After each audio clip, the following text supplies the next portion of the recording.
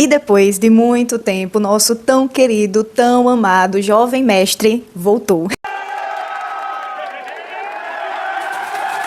Em mais um novo drama coreano lançado na Netflix, e é óbvio que eu falaria sobre ele aqui no canal. E no vídeo de hoje vou comentar mais sobre o drama coreano Querido Ronan. Oi meus amores, tudo bem com vocês? Para quem não me conhece, eu me chamo Ruceli, sejam todos muito bem-vindos ao canal Dorameira. Eu tenho certeza absoluta que não foi apenas a minha pessoa que criou muitas e elevadíssimas expectativas neste novo dorama e não me decepcionou. Gente, que perfeição! E eu já adianto, tá, que este vídeo aqui estará repleto de spoiler. Então se você não quer ter a sua experiência estragada, primeiro você vai lá, termina, caso você já tenha começado, e depois você volta aqui para ver a minha opinião sobre o que aconteceu ao longo destes 11 magníficos episódios. Eu estou muito chocada comigo mesma por ter amado muito este drama, porque eu já havia comentado em outros vídeos aqui no canal que o gênero drama histórico é o gênero que eu menos assisto, não gosto tanto,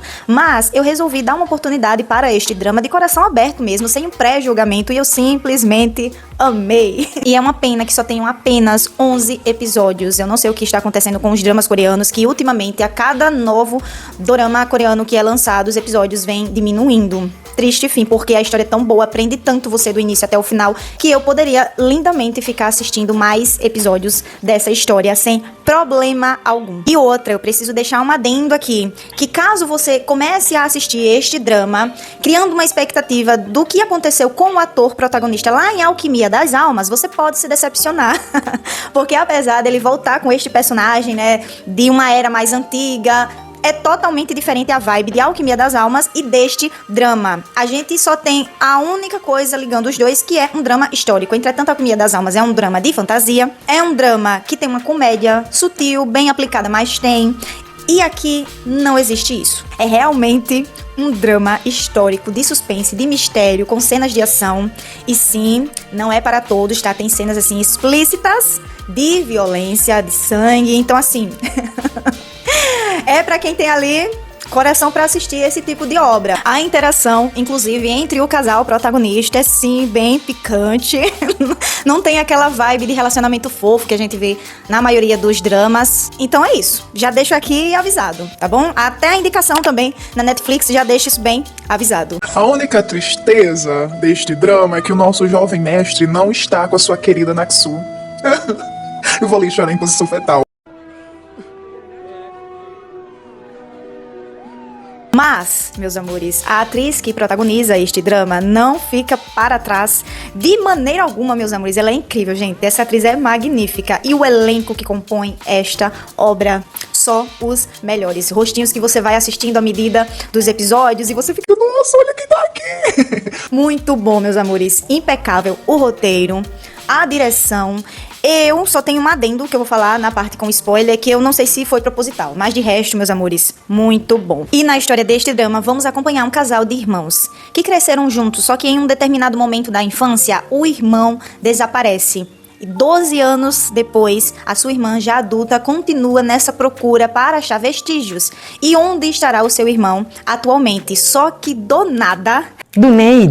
aparece o seu irmão adulto e ela tem absoluta certeza que não é ele, só que ela começa a ficar confusa. Será mesmo que este desconhecido que apareceu do nada é de fato seu irmão? E o que eu gostei, meus amores, neste drama é que além da história principal, que a gente acompanha durante todos os 11 episódios, a gente vê também subtramas, outras histórias ali secundárias que estão ligadas, obviamente, com a história principal, que casam muito bem. É muito bom a gente acompanhar tanto a história principal, que é esse dilema ali que acontece entre a protagonista e o protagonista, esse dilema dela realmente saber se ele é o seu irmão de verdade que desapareceu há mais de 12 anos atrás, e também o desaparecimento de outras crianças ali do reino, ali da comunidade. Quem é que está por trás? Será que está ligado com o desaparecimento do irmão da protagonista? Além disso, outras subtramas, como por exemplo, aquela criatura misteriosa que apareceu para algumas pessoas, aquele homem ali dos cabelos enormes e brancos, da pele branca,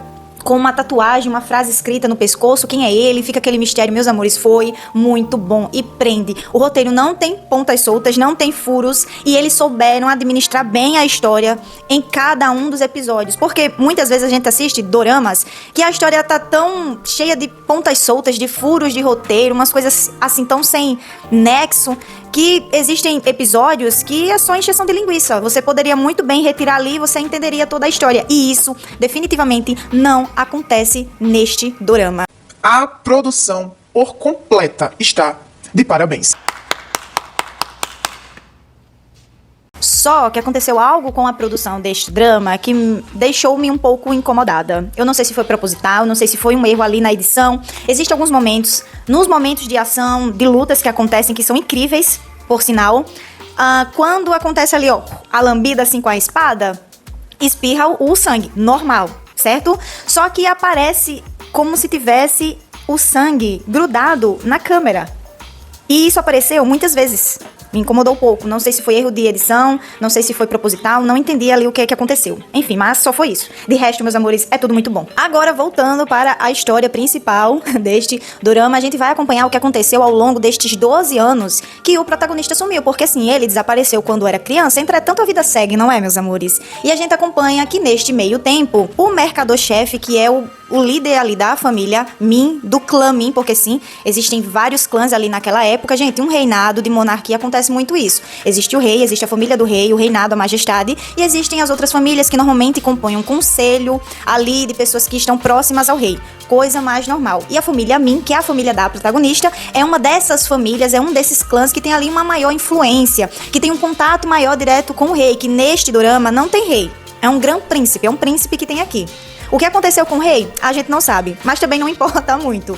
E então, o pai, que é o mercador-chefe, resolveu adotar um outro menino para ficar no lugar do filho que desapareceu. E outra, a protagonista, ela é filha só do mercador-chefe com outra mulher que faleceu. A mãe desta família, que é a mãe também do menino que desapareceu, é na verdade a herdeira, né, de sangue ali do dono do clã. Ou seja, o marido dela, que é o pai da protagonista, na verdade ele só se tornou poderoso por ter se casado com essa mulher. Então a gente sabe que na verdade não são irmãos biológicos, do mesmo pai e da mesma mãe. São meio-irmãos, mas são irmãos do mesmo jeito. E aí a gente vê que este rapaz acabou se tornando também irmão da protagonista, nesse menino que foi adotado pelo homem. E ali a gente já começa a analisar uma coisa muito estranha, pelo menos eu percebi, que foi... Será mesmo que o pai deste menino desaparecido tá tão triste assim com este desaparecimento? Ficou muito estranho, eu comecei a desconfiar deste mercador-chefe. E é óbvio, meus amores, as minhas suspeitas estavam corretíssimas. A gente vê que, na verdade, ele está por trás dos desaparecimentos das outras crianças. Sim, ele está ali, ó, unha e carne, com o Gran Príncipe. Ele, na verdade, quer tomar o poder, de fato, do clã dele, porque o poder que lhe foi dado foi por ter se casado com a herdeira de sangue do clã Min. E ele quer, ó, dar um fim ali na esposa dele.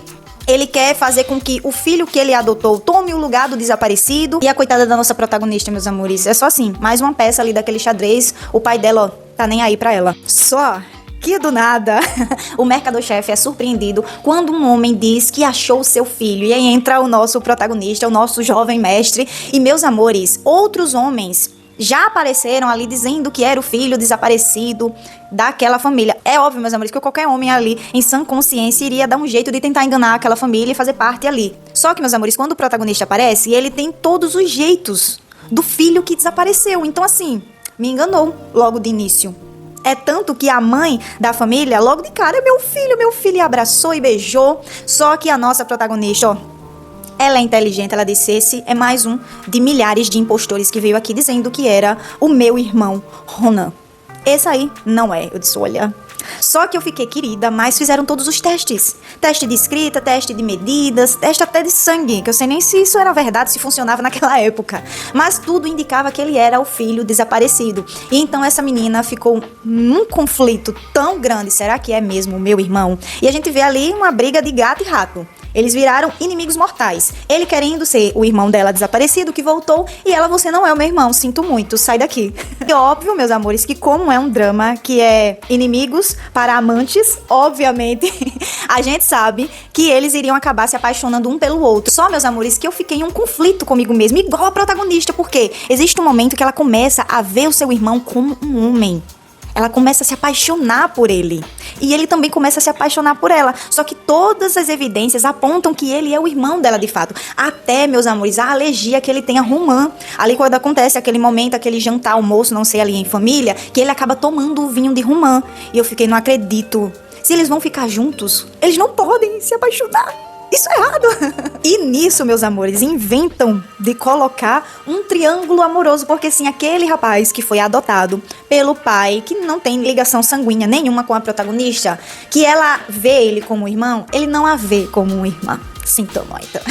Ele gosta muito dela, então fica aquela briga ali dos dois pela protagonista, pra ter o amor da protagonista. E a gente acompanha que, na verdade, o protagonista, o irmão desaparecido, ele foi criado por uma amante do mercador-chefe. Ele, na verdade, foi para aquela família se vingar. E ele acaba se apaixonando pela filha do cara que lhe fez muito mal. Porque sim, o mercador-chefe está por trás dos desaparecimentos de algumas daquelas crianças. Porque, gente, o Grão Príncipe, né? O príncipe, ele não tem uma sanidade boa na sua cabeça. Ele é completamente surtado.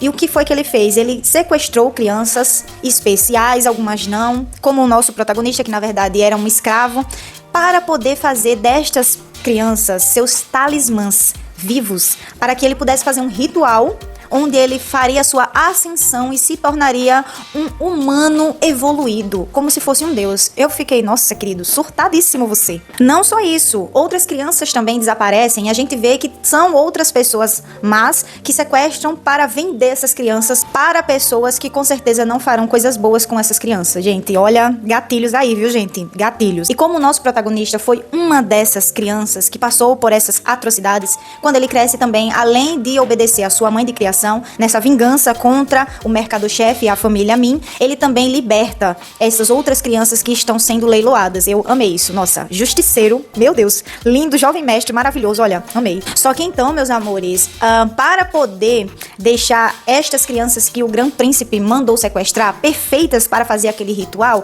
ele colocou na cabeça dele, não sei como, de que precisava deixar a pele dessas crianças como se fosse de fato um papel. E aí, meus amores, pobres daquelas crianças foram mergulhadas em água com várias substâncias tóxicas que obviamente trariam complicações futuramente. E foi o que aconteceu. À medida que vai chegando no final deste drama, ali no episódio 10 e no episódio 11, a gente já vê que o protagonista já está ali com os sintomas do seu corpo, provavelmente com radiação por causa daquelas substâncias, onde ele falta ar muitas vezes, onde ele fica com a visão embaçada, provavelmente vai ficar cego, e ele ali está sem força, desmaios, enjoos, e aí a gente percebe que a protagonista já sabe disso. É muito triste porque a gente vê só tarde demais um relacionamento que aconteceu entre eles e pequenos momentos de amor de verdade, mas foram suficientes para que o protagonista se sentisse amado. Pois sim, apesar de ser um drama de ação, de mistério, de suspense, é um drama também que aborda sobre questões internas. Porque, meus amores, ele cresceu como um escravo, ele foi adotado pela mulher que era amante do mercador, que acabou se tornando a sua mãe de criação. Entretanto, ela é mais uma das outras milhares de pessoas que passaram pela vida do protagonista e o usaram. Na verdade, ele estava sendo treinado por esta mulher para se tornar uma arma de vingança para ela naquela família. E tem até um diálogo incrível que acontece neste drama, onde ele fala: eu nunca fui filho, eu nunca fui um irmão, eu não sei o que é ser algo de alguém, porque eu sempre fui um ninguém. Nossa, meus amores, me pegou de jeito esse comentário. E como a protagonista, o protagonista, ele aprendeu que ele poderia ser alguém na vida de alguém, uma pessoa que poderia amar e também ser amado. E aí, meus amores, aquela cena em que eles estão naquela casa ali, no meio do nada, vivendo aqueles pequenos momentos de casal, de família, que me lembrou muito de Alquimia das Almas ali, naqueles momentos que o jovem mestre está com a Naksu, onde eles conseguem viver de fato aquele relacionamento. Eu vi ali a semelhança enorme entre estes dois dramas, e aí foi lindo demais acompanhar que ele pôde, por um momento, ser alguém. E é por causa disso que, mesmo debilitado, ele vai fazer de tudo para tentar proteger a sua amada, mesmo que isso custe a sua vida, que na verdade já está indo embora. Por quê? Os outros meninos que também cresceram, que estavam ali com as suas tatuagens, que eles viraram ali os talismãs vivos do príncipe, eles também já estavam com sintomas, alguns já tinham até falecido e outros estavam muito doentes. E é claro, meus amores, que apesar dele ter mudado a sua visão de mundo por causa da protagonista e do amor que ele recebeu por ela, no fundo ele ainda queria se vingar do homem, né, do pintor que fez isso com as costas dele, porque assim, como ele foi transformado em um talismã vivo, foi feita uma tatuagem atrás, e sim, a tatuagem dele é muito, muito promíscua. E então, meus amores, obviamente ele vai até o palácio onde está o Grande Príncipe, porque sim, o ritual que o Grande Príncipe tentou fazer não deu certo, o nosso protagonista maravilhoso conseguiu se soltar, e aí, gente, a loucura começou a acontecer, gente, olha, começou o mercador-chefe contra o Grande Príncipe, contra a amante dele, olha, uma loucura, gente. Só que no final, uma das últimas cenas ali, o protagonista entra para se encontrar com o príncipe, e aí eles começam a conversar, obviamente, e meus amores. Ai, eu senti uma satisfação muito grande quando o nosso queridíssimo, né, jovem mestre, pegou a sua espadinha, ó, tirou as mãos, as duas mãos do príncipe e disse: Vá, faça de novo, eu quero ver. E aí, meus amores, ele já está assim nas últimas, já tá meio cego também, ele consegue ir até a nossa protagonista, ele consegue, pelo menos, falecer nos braços dela. E, meus amores, é tão linda, a cena é tão emotiva, eu amei. E eu já esperava que isso fosse acontecer. Naquela época, não tinha muito o que fazer, não tinha todas as tecnologias que hoje em dia existem para tratar pessoas que sofreram algum tipo de radiação. Então, obviamente, ele iria mesmo falecer. Ela até tenta procurar ajuda de curandeiros, de médicos ali daquela época, e um deles, inclusive, fala: é o corpo dele que vai tentar lutar para ver se ele sobrevive ou não. Não tem muito o que fazer, não existe remédio para isso. Então, eu já tinha aceitado ali. O nosso protagonista vai morrer. Mas, obviamente, a morte dele foi com um propósito muito maior. Ele pode ter nascido escravo, mas ele morreu como uma pessoa livre que protegeu a sua amada. Ai, gente, lindo demais. E então, no finalzinho, nos últimos minutos do episódio 11, a gente vê o desfecho que aconteceu com a maioria dos personagens. E sim, o final de cada um dos personagens foi muito bem aplicado. Foi devido para a história que foi contada para aquele personagem, e eu amei. A gente viu que no final, passaram-se 2 anos, a nossa protagonista agora ajuda outras crianças, provavelmente ali é um centro, né, social, que a protagonista fez. A mãe, a dona ali do Clamin, está completamente surtada, enlouqueceu de vez. E no final mesmo, a última cena, é a protagonista sentada no telhado da casa, como ela fez durante toda a sua vida, junto inclusive na infância com o seu irmão. E a gente vê ela se despedindo, ela dando adeus para o protagonista. Aquela última cena em que os dois estão de frente um para o outro, provavelmente ali é depois que ela faleceu. Eles se encontraram ali no pós-vida, porque existe uma conversa que ela tá se despedindo do seu irmão, porque sim, ele foi achado, na verdade, os ossos do seu irmão verdadeiro, que estava no poço, na casa da família Min. E ela até fala: nossa, você estava o tempo inteiro perto de mim e eu não lhe reconheci. Infelizmente, a mãe da família odeia a protagonista e ela faz um pequeno boneco ali com um feitiço para que a protagonista morra ainda na infância. O verdadeiro irmão, né, da protagonista, ele vai tentar desfazer esse feitiço e ele acaba caindo e batendo a cabeça em uma pedra e falecendo. E aí jogam o corpo dele no poço. E aí, naquele momento que ela se despede dos restos mortais, o protagonista ainda vivo fala: você precisa dar adeus, mas sabendo que vai reencontrá-lo depois. E aí, no final, naquela cena do telhado em que ela fala adeus para o protagonista, é porque ela sabia que iria reencontrá-lo. Então aquela cena ali do final, os dois de frente um para o outro, para mim, na minha interpretação, na verdade foi quando eles se reencontraram ali no pós-vida, enfim, depois que a protagonista faleceu. Fim do dorama. Muito bom. Mas foi isso, meus amores. Eu espero que as minhas explicações e opiniões não tenham ficado tão confusas, porque é realmente, de fato, um drama que tem uma história cheia de detalhes. E as histórias secundárias também. Então, perdoem-me se ficou faltando algum personagem secundário, que eu não contei tantos detalhes, que eu não finalizei aí a minha explicação. Eu tentei fazer um apanhado, assim, no geral, sabe, da história e trazer aqui a minha opinião. Mas é isso. Eu super aconselho a assistir, quem ainda não começou e chegou até o final deste vídeo repleto de spoiler. E se você já assistiu, meus amores, coloquem aqui nos comentários as opiniões de vocês, o que vocês acharam. Mas é isso. Quem gostou, meus amores, deixa o like. O YouTube super entende que você gosta desse tipo de conteúdo e me ajuda a divulgar mais aqui na plataforma. E até o próximo vídeo. Um beijo e tchau!